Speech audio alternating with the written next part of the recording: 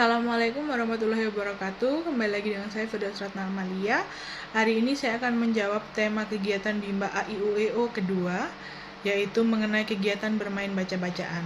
Baiklah, pertanyaan nomor 1 yaitu jelaskan apa yang dimaksud dengan kegiatan bermain baca-bacaan. Jadi kegiatan bermain baca-bacaan adalah kegiatan yang berhubungan dengan membaca. Lalu pertanyaan nomor 2, jelaskan kegiatan apa saja yang termasuk dalam kegiatan bermain baca-bacaan. Jadi yang termasuk kegiatan bermain baca-bacaan yaitu berbahasa Bimba, bermain modul baca Bimba A-I-U-E-O, dan membaca buku cerita. Lalu nomor 3, apa tujuan dari kegiatan bermain baca-bacaan? Jadi tujuannya adalah menumbuhkan minat baca pada anak-anak. Lalu nomor 4, kapan kegiatan bermain baca-bacaan dilakukan oleh motivator? Jadi kegiatannya dilakukan ketika kegiatan inti dan ketika melakukan evaluasi pada anak. Lalu nomor 5, mengapa kegiatan bermain baca-bacaan menjadi kegiatan prioritas utama yang harus dilakukan oleh motivator? Itu karena kegiatan baca-bacaan mendorong murid untuk terbiasa belajar membaca dan mengerti makna dari bacaan yang mereka baca. Lalu pertanyaan nomor 6, apa yang harus dievaluasi oleh motivator ketika anak bermain baca-bacaan? Jadi ketika bermain baca-bacaan itu yang dievaluasi adalah mengulangi kata yang masih belum dipahami oleh anak-anak. Selanjutnya nomor 7, bagaimana cara menerapkan kegiatan bermain baca-bacaan bersama anak?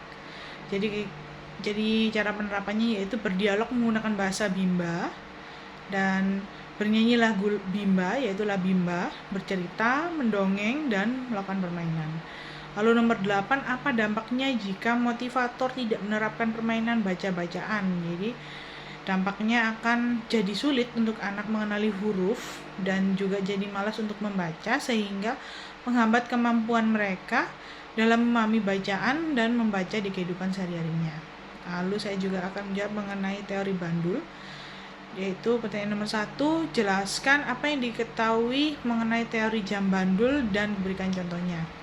Jadi kegiatan bermain sambil belajar diarahkan untuk lebih banyak melakukan kegiatan bermain baca-bacaan. Jadi contoh kegiatan teori bandul adalah menulis, bermain baca-bacaan, matematika, bermain baca-bacaan, seperti itu. Nomor 2, apa tujuan penerapan teori jam bandul? Tujuannya agar anak tidak bosan dan lebih semangat dalam belajar. Lalu nomor 3, kapan motivator menerapkan teori jam bandul? Jadi teorinya diterapkan 20 menit kegiatan utama pada Bimba interview dan 40 menit kegiatan utama pada Bimba tatap muka. Lalu nomor 4, bagaimana cara menerapkan teori jam bandul?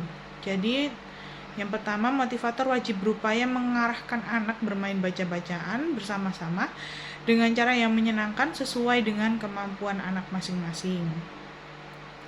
Lalu motivator membimbing anak melakukan kegiatan selingan dengan durasi yang tidak terlalu lama.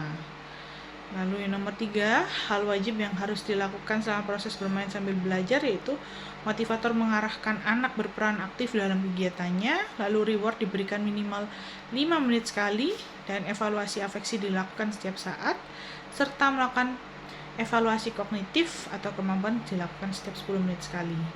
Lalu nomor 5, bagaimana jika motivator tidak menerapkan teori jam bandul? Jadi jika motivator tidak menerapkan teori jam bandul, maka anak akan merasa terbebani dan belajar menjadi monoton dan tidak menyenangkan buat anak. Nomor 6, apa dampaknya jika motivator tidak menerapkan teori jam bandul? Jadi anak akan merasa belajar itu adalah beban.